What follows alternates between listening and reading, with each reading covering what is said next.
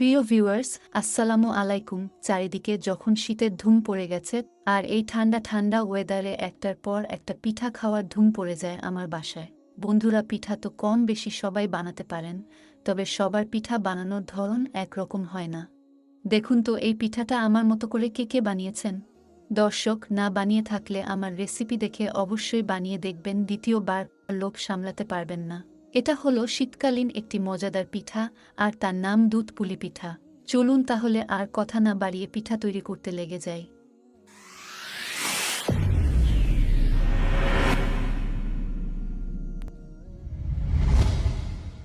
চুলায় একটি প্যান বসিয়ে তাতে মেজারমেন্ট কাপের 3 কাপ নর্মাল পানি দিয়ে দিলাম।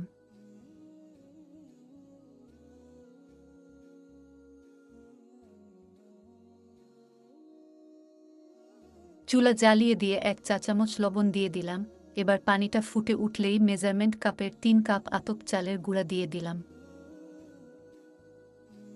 আমার চালের গুঁড়াটা শুকনো ছিল, তাই পানি এবং চালের গুঁড়া সমান সমান দিয়েছি। আপনারা ভেজা গুঁড়া দিয়ে পিঠা বানাতে চাইলে আধা কাপ পানি কম দিবেন। এবারে ছোট একটা হাতার সাহায্যে মাঝখান থেকে ছিদ্র করে গুঁড়াগুলো চারদিকে ছড়িয়ে দিয়ে ঢাকনা দিয়ে দিলাম। এ অবস্থায় চুলার জাল একদম লো করে 2 মিনিট ঢেকে রাখব। 2 মিনিট পরে ঢাকনা খুলে হাতার সাহায্যে পানি এবং গুঁড়াগুলো একত্র করে উল্টে পাল্টে ভালোভাবে মিশিয়ে নিয়ে ডো তৈরি করে নেব। ঢাকনা দিয়ে সাইডে সরিয়ে রেখে দিব। এখন নারকেল ও গুড় দিয়ে একটা পুর তৈরি করে নেব। একটি ফ্রাই প্যান চুলায় গরম করতে দিয়ে এর মধ্যে দিয়ে দিলাম 2 চা চামচ ঘি।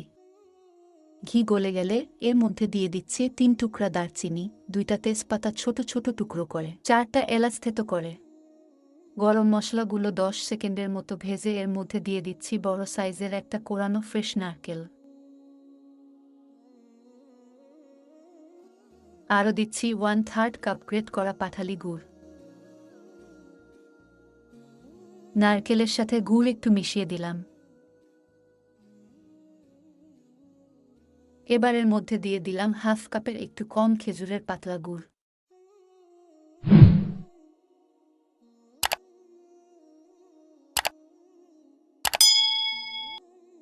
নারকেল আর গুড় একত্রে ভালোভাবে নেড়ে মিশিয়ে দিলাম। দেখুন, পাটালি গুড় পাতলা গুড়ের সাথে মিশে গিয়ে কিছুটা শিরা বেরিয়ে আসছে।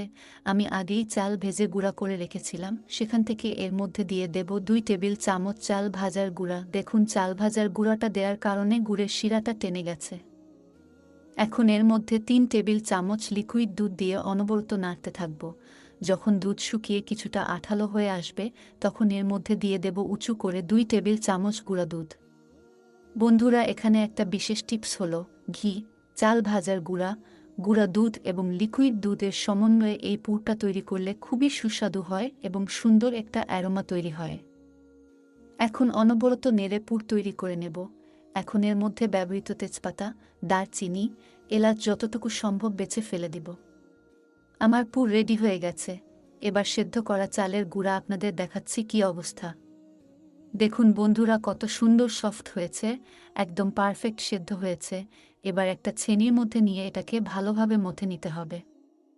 এই আটা দিয়ে আমি রুটি তৈরি করব, তাই এটাকে খুব ভালোভাবে মথে নিয়ে সফট একটা ডো তৈরি করতে হবে। তা না হলে রুটির 4 ধার দিয়ে ফেটে যাবে। আমার ডো খুব সুন্দরভাবে তৈরি হয়ে গেছে। এবার একটি সুতি কাপড় ভিজিয়ে নিংড়ে নিয়ে ঢেকে রাখব। এতে করে ডোটা সফট থাকবে। এবারে ডোটাকে নিয়ে লম্বা একটা শেপ দিয়ে সমান 4 ভাগে ভাগ করে নিলাম। 3 ভাগ সরিয়ে কাপড়টা দিয়ে ঢেকে রাখলাম। বাকি 1 ভাগ দিয়ে একটা রুটি তৈরি করে নেব।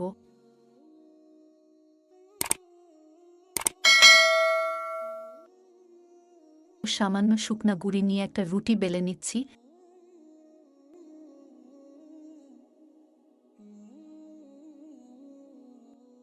দেখুন, আমার একটা রুটি বেলা হয়ে গেছে। রুটিটা কতটুকু মোটা রেখেছি আপনাদেরকে দেখিয়ে দিচ্ছি। জাস্ট একটা পরোটা যতটুকু আমরা মোটা করে বেলি ঠিক সেরকম। এখন একটা কুকি কাটার নিয়েছি। এটা দিয়ে গোল গোল শেপ করে আমি এভাবে কেটে নেব। আপনাদের কাছে এটা না থাকলে যে কোনো ডিব্বার মুখা অথবা স্টিলের ছোট গ্লাস থাকলে সেটা দিয়েও কেটে নিতে পারেন। এবারে অবশিষ্ট অংশগুলো গুছিয়ে এভাবে দলা পাকিয়ে রাখব। পরবর্তীতে এগুলো দিয়েও পিঠা তৈরি করে নেব। দেখুন বন্ধুরা, একটা বড় রুটি দিয়ে আমি অনেকগুলো ছোট রুটি কেটে নিয়েছি। এখন এর মধ্যে পুর ভরে অর্ধচন্দ্রের মতো ভাঁজ দিয়ে চারধার চাপ দিয়ে এভাবে মুড়িয়ে দেব, যেন কোনোভাবে পুর বেরিয়ে না যায়। দেখুন, একটু ভালোভাবে লক্ষ্য করলেই বুঝতে পারবেন এটা বানানো কতটা সহজ। আমি সমস্ত পিঠাগুলো এভাবে তৈরি করে নিয়েছি। দেখুন বন্ধুরা, দেখতে কতটা সুন্দর লাগছে। যেহেতু এটা দুধ পুলি পিঠা, তাই দুধ তো আমাদের লাগবেই। সেজন্য আমি আগেই 3 কেজি দুধ জাল করে ঘন করে 2 কেজি করে হালকা আঁচে চুলায় বসিয়ে রেখেছি। এখান থেকে কিছুটা গরম দুধ একটা বাটিতে উঠিয়ে নিচ্ছি। এর মধ্যে দিয়ে দিচ্ছি 1 কাপ গ্রেট করা পাটালি গুড়।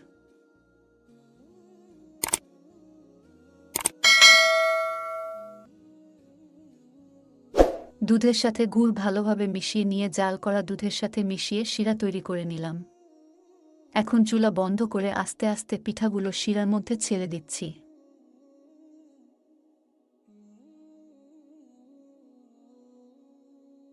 সমস্ত পিঠা দেয়া হয়ে গেলে চুলাটা জ্বালিয়ে দেব। কিছুক্ষণ এ অবস্থায় মাঝারি আঁচে জাল করব।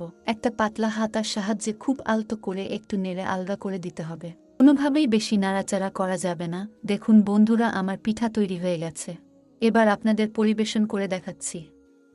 দেখুন কতটা লোভনীয় দেখতে হয়েছে। একটা পিঠা আপনাদের কেটে দেখাচ্ছি। দেখুন বন্ধুরা, ভেতরের পুর একদম ঠাসা হয়ে আছে, যে কেউ দেখলেই জিভে পানি চলে আসবে। দর্শক, এই পিঠার সামনে নিয়ে আমিও আর দেরি করতে পারছি না। আপনারা কিন্তু বাসায় ট্রাই করে জানাবেন। সবার সুস্বাস্থ্য কামনা করছি। আল্লাহ হাফেজ।